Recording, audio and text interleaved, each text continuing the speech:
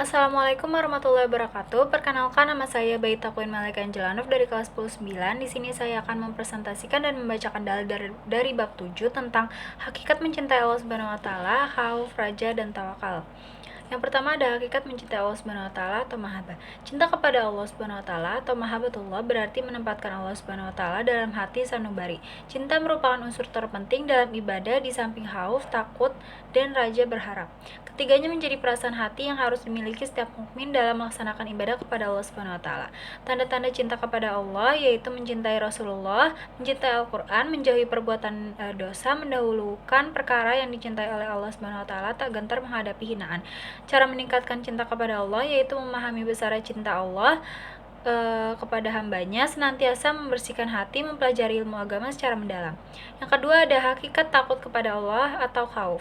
Menurut Imam Al-Ghazali, takut kepada Allah Subhanahu wa taala dapat berupa rasa takut tidak diterimanya taubat, takut tidak mampu istiqomah dalam beramal soleh, takut akan mengikuti hawa nafsu, takut tertipu oleh gemerlap duniawi, takut terperosok dalam jurang maksiat, dan lain-lain.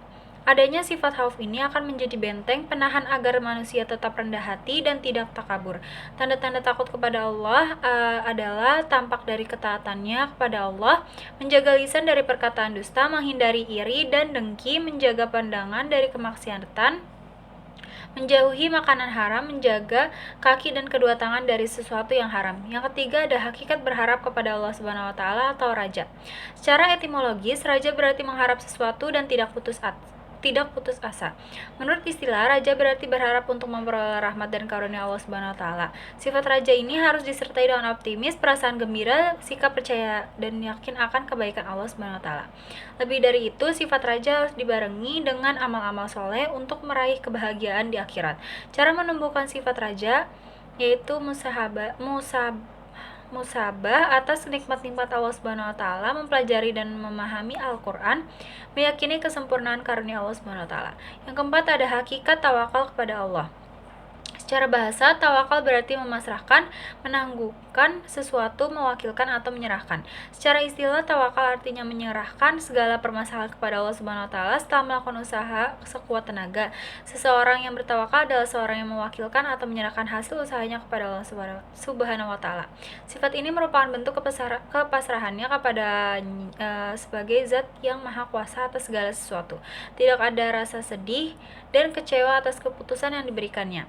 Manfaat tawakal yaitu tercukupinya semua keperluan, mudah untuk bangkit dari keterpurukan, tidak bisa dikuasai oleh setan, memperoleh nikmat yang tiada henti, menghargai hasil usaha.